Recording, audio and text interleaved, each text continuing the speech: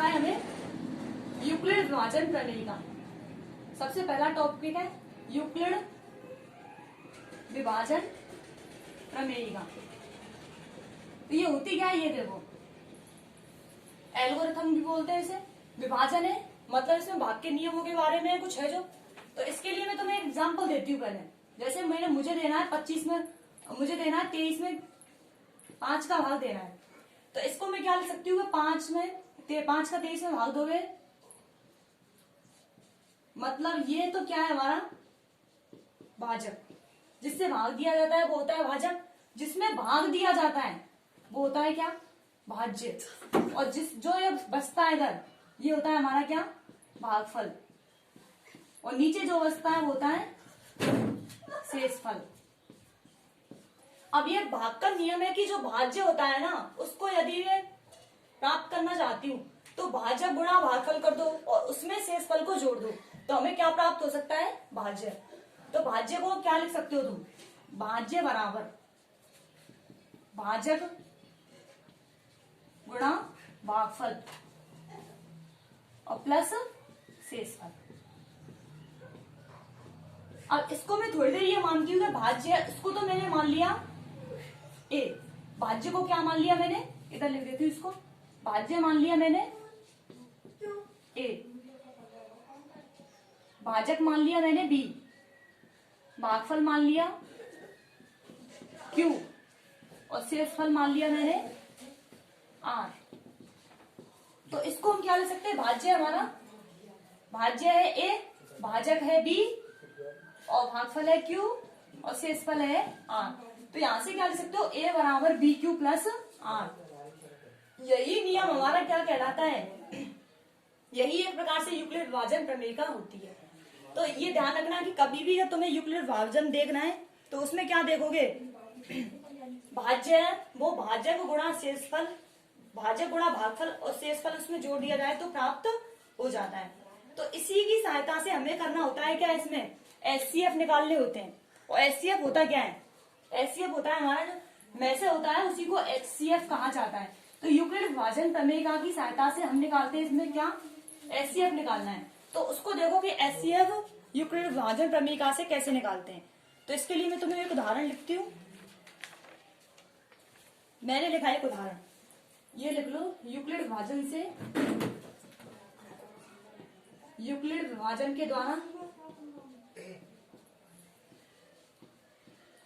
Euclid विभाजन के द्वारा HCF में से बोलते हैं हाईएस्ट कॉमन फैक्टर निकालना। यूक्लिड विभाजन की सहायता से HCF कैसे निकाला जाता है। अब इसमें मैं कोई दो संख्याएं लूं। अब दो संख्या ले ली मैंने, पहले कोई छोटी सी ले लेती हूँ। ये ले लिया मैंने 25 और 5 ले लिया। अब इनका हमें निकालना क्या, HCF।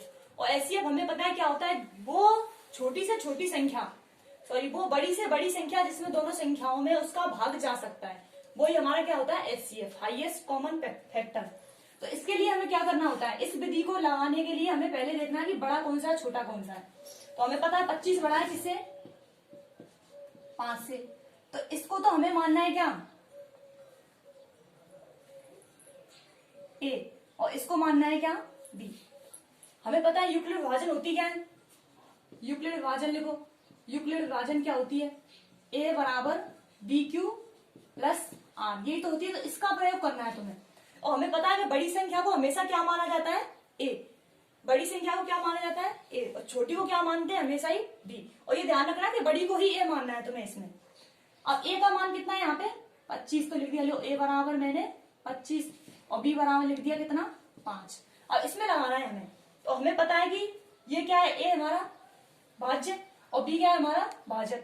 तो भाज्य में भाजक का भाग देना है पहले, और उसमें क्या, क्यों क्या हमारा शेष भागफल, तो भागफल को लिखना है। तो देखो 25 में हम किसका भाग देंगे, 5 का, तो ये कितना आएगा, 5 25, मतलब ये क्या है हमारा भागफल। और इसके लिए शेषफल कितना आएगा, 0।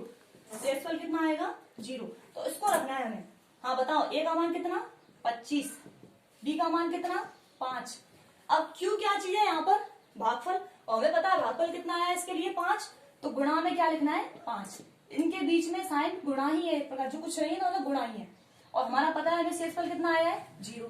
तो जहां भी शेषफल आ जाए ना तो वहीं तुम्हें रुक जाना है। क्या, जहां भी शेषफल 0 आ जाए वहीं पे तुम्हारा क्वेश्चन आंसर खत्म हो जाता है। और हमें पता है जो संख्या ये आती है b, वही हमारा क्या होता है HCF होता है। तो ये तो हमारा छोटा सा एग्जाम्पल था कोई। हाँ तो देखिए इसके लिए मैं तुम्हें एक और एग्जाम्पल बता देती हूँ। ये छोटा था, बड़ा वाला देख लो जिससे तुम्हारा क्लियर भी हो जाएगा। तो मैंने एग्जाम्पल लिया कोई 81 व 237 का महत्तम समावर्तक निकालिए। अगला क्वेश्चन है हमारा 81 व 237 का महत्तम समावर्तक निकालिए। अब इसको देखना है कि बड़ी संख्या कौन सी है, इसमें छोटी संख्या कौन सी है।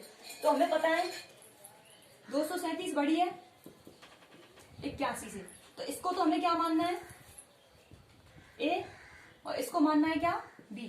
और किसका प्रयोग करना है यूक्लिड विभाजन प्रमेयिका का। और होती क्या है वो A बराबर BQ प्लस R। A का मान कितना है 237 बराबर। अब ये पता है B का मान कितना है 81 81 लिख दिया। तो हमें निकालना है Q का मान। तो Q का मान निकालने के लिए 237 में किसका भाग देना होगा हमें 81 का। तो 81 का भाग देंगे, तो 81 का भाग दे के देखोगे तो शायद 2 बार जाएगा। तो 2 जो भागफल है हमारा यहाँ लिख दिया, ये आएगा 2 8 दूनी 16 और यहाँ बचेगा कितना 75। तो अब हमें देखना है कि शेषफल हमारा 75 और भागफल कितना 2। तो भागफल को लिख दो यहाँ और प्लस में लिख दो क्या शेषफल, लिख दिया। अब हमें ये बताओ कि R का मान 0 आ रहा है क्या, 0 नहीं आ रहा। तो इसी स्टेप को आगे बढ़ाना है। तो इसको फिर से पुनः, और ये जब तक करते चलना है हमें जब तक कि R का मान 0 ना आ जाए। तो अब की बार क्या करना है, जो ये हमारा B का मान था अब इसको A की जगह रखना है और जो R था उसको रखना है किसकी जगह पर B पर। तो हमें मानना है 81 को क्या मानना है अब की बार A और 75 को क्या मानना है B। तो बनाओ फिर से पुनः यूक्लिड विभाजन प्रमेयिका से, पुनः यूक्लिड विभाजन प्रमेयिका से वही लगाना है। तो क्या लगेगा देखो 81 बराबर 75, मतलब 81 में 75 का भाग देना है। तो कितनी बार जाएगा ये एक बार, और शेषफल कितना आएगा 6। अब बताओ शेषफल 0 आ रहा है क्या, अभी नहीं आ रहा। तो इसके बाद में फिर से यही लगाओ पुनः 81 हटाओ और 75 को क्या मानना है A और 6 को क्या मानना है B। तो फिर से लगाओ पुनः 75 बराबर 6 गुणा, अब 75 में किसका भाग देना है 6 का भाग।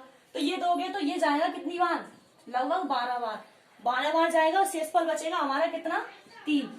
अब ये तुम्हें भाग दे के देखना है 75 में किसका भाग देना है 6 का, 6 दूनी 12 और शेषफल कितना आ जाएगा हमारा 3।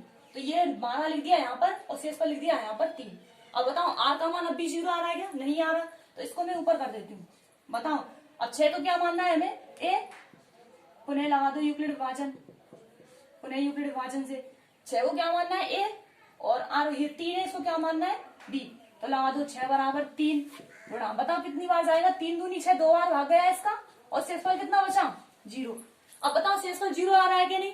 अब जहां भी शेषफल 0 आ जाए तो जो B की जगह आता है ना वही हमारा क्या होता है HCF। मतलब इन दोनों संख्याओं का HCF कितना है हमारा 3। तो ये भी देखना है कि यूक्लिड विभाजन से तुम बड़ी बड़ी संख्याओं का क्या निकाल सकते हो HCF। वैसे इसके लिए तुम अभाज्य गुणनखंड विधि भी प्रयोग ले सकते हो, परंतु तुम्हारे प्रश्न में ये दे रखा है कि यूक्लिड विभाजन की सहायता से ही निकालना है, तो इसलिए इसका यूज करना है तुम्हें। अब दोबारा देख लो 81 237, बड़ी वाली को मानना है A और छोटी को मानना है B और इसमें फिर देना है 81 का भाग शेषफल 75, 75 0 शेषफल 0 नहीं आ रहा तो फिर से इसको करते चलना है। और करते हुए लास्ट में यदि R का मान 0 आ जाए तो जो B की जगह होता है ना वही हमारा क्या होता है HCF। अब इसमें तुम्हें अगला क्वेश्चन आता है इसी प्रश्नावली में, और ये क्वेश्चन एक आध क्वेश्चन मतलब ये मान लो बोर्ड की एग्जाम में आता ही जरूर है। तो इसमें कौन सा क्वेश्चन ये होता है कि √3, √2, √5, √7 इसमें से किसी भी संख्या को वो अपरिमेय सिद्ध करवा सकता है तुमसे। अब पूछेगा क्या वो क्वेश्चन तुमसे, ये देखो सिद्ध कीजिए कि √3 या फिर √2 या फिर √5 या फिर √7 किसी भी एक संख्या को लेकर के वो क्वेश्चन बनाएगा। तो लिखेगा सिद्ध कीजिए कि √3 एक अपरिमेय संख्या है, और हमें पता है कि अपरिमेय संख्या पर इसको सिद्ध करना है तुम्हें। तो इसके लिए हमें क्या करना होता है, ये देखो तुम्हें क्वेश्चन देगा वो, सिद्ध कीजिए कि सिद्ध करो √3 एक अपरिमेय संख्या है। तो इसको सिद्ध करने के लिए हमें क्या करना होता है, देखो सबसे पहले इसको हमें सिद्ध करना है। तो जो भी संख्या तुम्हें दे रखी है उसको ही लेके क्या मानना है तुम्हें, माना जो संख्या दे रखी है, जैसे मैंने लिया √3 तो मानना √3 एक परिमेय संख्या है, ये लेके चलना है तुम्हें। मतलब जो भी तुम्हें दे रखा है उसका विरोधाभास लेके चलना है।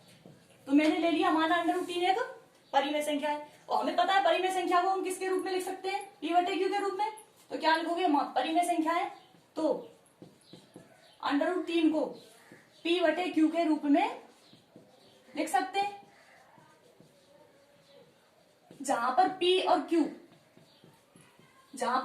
q दोनों कैसी संख्या होती है, सहभाज्य संख्या है, अर्थात इनमें ना तो p का और q का कोई भी एक उभयनिष्ठ गुणनखंड नहीं हो सकता। मतलब जो भी तुम्हें दे रखी है p और q उनमें से कोई भी ऐसी इनका कोई भी एक गुणनखंड ऐसा नहीं होगा कि दोनों में मिल जाए, मतलब उभयनिष्ठ गुणनखंड नहीं होगा। तो यहाँ लिख सकते हो p/q के रूप में लिख सकते हैं, जहां p व q का एक के अतिरिक्त p व q का एक के अतिरिक्त कोई भी उभयनिष्ठ गुणनखंड नहीं होगा, कोई भी उभयनिष्ठ गुणनखंड नहीं होगा। और ये चीज तुम्हें लिखनी है क्योंकि इसी की सहायता से क्वेश्चन पूरा होगा तुम्हारा। लिखना क्या है, माना √3 एक परिमेय संख्या है तो √3 को p/q के रूप में लिख सकते हैं, जहां पर p व q का एक के अतिरिक्त कोई भी उभयनिष्ठ गुणनखंड नहीं है। मतलब कि p और q दोनों संख्याएं कैसी है, हमारी सहभाज्य संख्याएं। कैसी संख्याएं दोनों, सहभाज्य संख्या। और सहभाज्य संख्या होती क्या है, सहभाज्य संख्या है। तो इसको हमें लिखना है, ये जो लिखा है ना इसी को तुम्हें लिखना है। क्या माना हमने, √3 एक ऐसी संख्या है परिमेय, तो लिख दिया ये। अब इसके नीचे क्या लगा सकते हो, एक, क्योंकि परिमेय संख्या है अंश/हर के रूप में लिख दी। अब तुम्हें यहाँ करना है क्या, बज्र गुणा क्रॉस मल्टीप्लाई। अब ये करोगे तो √3 गुणा तो क्या हो जाएगा q, और बराबर में कितना आ जाएगा p। अब इसी का जो तुम्हें ये आया है इसका करना है तुम्हें वर्ग, दोनों पक्षों का वर्ग करना है। वर्ग करने पर, क्योंकि √3 की संख्या हमें बनानी क्या है परिमेय, तो इसको क्या कर दो, वर्ग कर दो इसका। तो √3 का वर्ग करोगे, किसी भी √ वाली संख्या का वर्ग करते हैं मतलब वो संख्या कितनी बार गुणा होगी, 2 बार। और किसी भी संख्या जो सेम संख्या है और उनका 2 बार गुणा कर रहे हैं तो वो संख्या ही आ जाती है और √ हट जाता है। तो यहाँ से कितना हो जाएगा, इसका वर्ग करोगे तो 3, और q का वर्ग करोगे तो q², और p का वर्ग करोगे तो p²।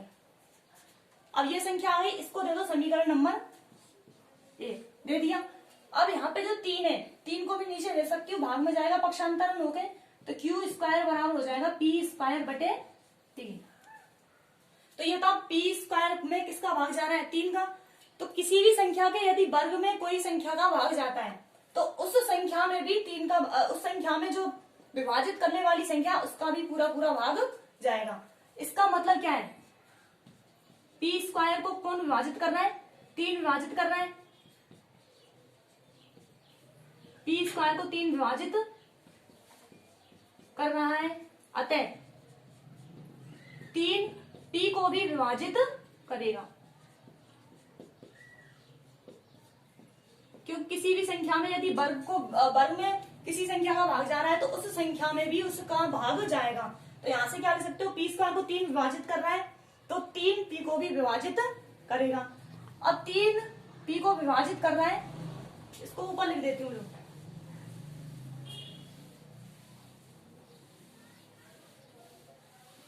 p को विभाजित कर रहा है। तो यहां से हम ये भी तो लिख सकते हैं कि 3 है ना, वो p का क्या है, एक गुणनखंड है।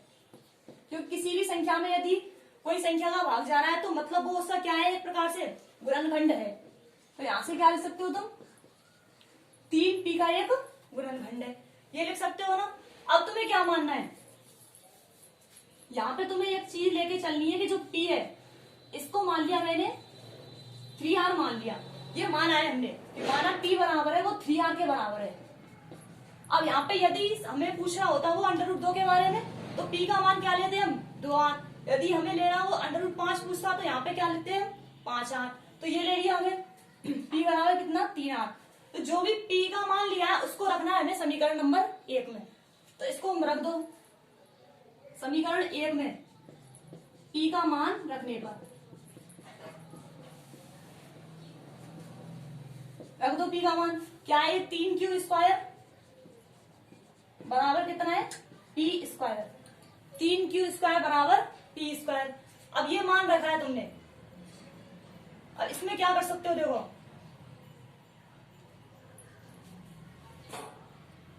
p का मान कितना रखना है 3r। तो 3q² बराबर p की जगह कितना रखना है 3r, तो 3r का क्या करना है स्क्वायर। और 3r का स्क्वायर करोगे तो कितना आएगा ये 3q² बराबर 9r²। यहां से 3 ये कितनी बार कट गया 3 बार, तो कितना आ रहा है फिर ये q² बराबर 3r²। अब बताओ यहां से 3 का भाग दे सकती हूं मैं, तो ये क्या हो जाएगा q² बटे 3 बराबर r²। अब बताओ यहां से क्या आ रहा है कि 3 q² को विभाजित कर रहा है, तो 3 किसको भी विभाजित करेगा q को भी। तो यहां से क्या लिख सकते हो 3 q² को विभाजित कर रहा है, अतः q को भी विभाजित करेगा और q को विभाजित कर देगा। तो बताओ ये क्या होगा q का एक गुणनखंड होगा क्या नहीं होगा ना, क्योंकि किसी भी संख्या में भाग जाता है तो उसका गुणनखंड ही होता है एक प्रकार से।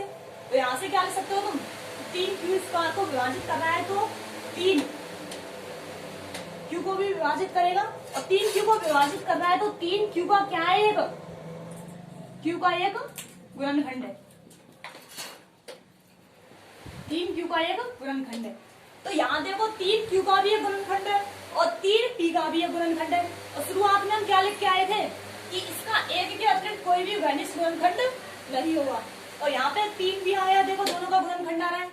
और हमने शुरू में जो बात मानी थी कि इसका एक के अतिरिक्त कोई भी गुणनखंड नहीं है, तो ये इसका क्या हो चुका है विरोधाभास, और इसका विरोधाभास हो गया। मतलब हमने जो शुरू में मानी थी कि संख्या कैसी है अपरिमेय संख्या है, तो उसका भी उल्टा होगा, और वो परिमेय संख्या तो फिर वो क्या हो जाएगी उसकी अपरिमेय संख्या हो जाएगी। धन्यवाद।